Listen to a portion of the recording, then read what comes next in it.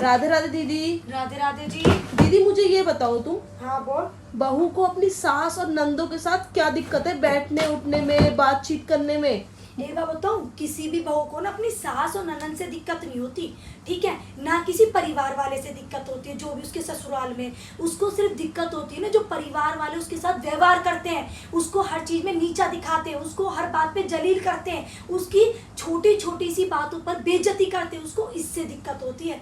जब बहू के मायके वाले आ जाते हैं तब तो उसी सास का मुंह चढ़ जावे, बीमार हो जाती है, खाट में पड़ जाती है, कंबल ओढ़ के, हाथ में दर्द है, पैर में दर्द है, ऐसी ननद का मुंह चढ़ जाता है। अगर और उसकी भाभी के घर से कोई भैया आ रहा है, बहन आ रही है, मम्मी आ रही है, पापा आ रहे हैं, कोई भी आ रहा है, ये बता वो आ नहीं सकते भाई, उन्होंने अपनी बेटी ब्याही है वहां पे, कभी उनका मिलने का मन नहीं करेगा, कभी कुछ तीज त्योहार देने का मन नहीं करेगा है। और जब अपने अपने परिवार वाले आते हैं ना उसी सासू माँ के, तो ऐसे कमल के फूल की तरह खिल जाती है। फिर वो अपनी बहू से ये एक्सपेक्टेशन करती है कि मेरी बहू आए, मेरे परिवार वालों के पास बैठे, हंसे, बतलाए, इनके लिए अच्छा अच्छा पकवान बनाए। चलो भाई ठीक है, उस बहू की जितनी जिम्मेदारी है वो उसको बखूबी निभाएगी, वो बनाएगी, खाना पीना भी बनाएगी, नाश्ता भी बराबर करवाएगी भैया, पर उसका दिल नहीं मिलता तुमसे। तुम उसके परिवार वालों के साथ कैसा व्यवहार करते हो है? तुम सब लोग तो अपने अपने कामों पे लग जाते हो, कोई ये नहीं सोचता कौन आज की डेट में आ रहा है।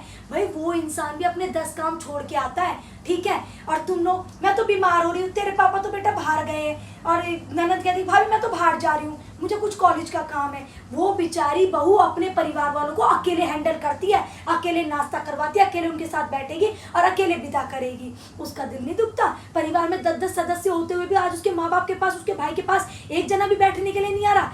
वही जब सासू के घर से कोई आता है तो सबके पास टाइम मिल जाता है, सब खूब मतलब बातें करेंगे, हंसेंगे, बतलाएंगे। तो यही चीजें तुम बहू के परिवार वालों के साथ भी करो ना।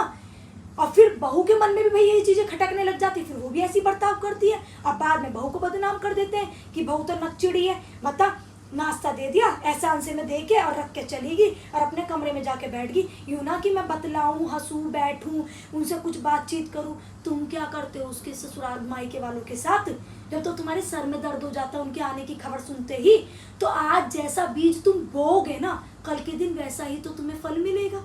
तो खुद के व्यवहार में भी तो बदलाव लाओ। अगर तुम्हें बहू का व्यवहार में नर्मता चाहिए, बहू के व्यवहार में प्यार चाहिए, तो खुद के व्यवहार में भी प्यार लाना पड़ता है। हर सासू माँ, ननंद और ससुर जी, कोई भी घर में अगर 5 मेंबर है ना, पांचों की सोच अगर अपनी जगह ऐसे अच्छी रखोगे तो कभी भी तुम ये कहते हुए नजर नहीं आओगे कि हमारी बहू तो बच्चलन है, या हमारी बहू तो उठती बैठती ना नकचिड़ी है। भाई तुम भी उसके मायके वालों के साथ अच्छा व्यवहार रखो, तभी तुम्हें अच्छा व्यवहार मिलेगा।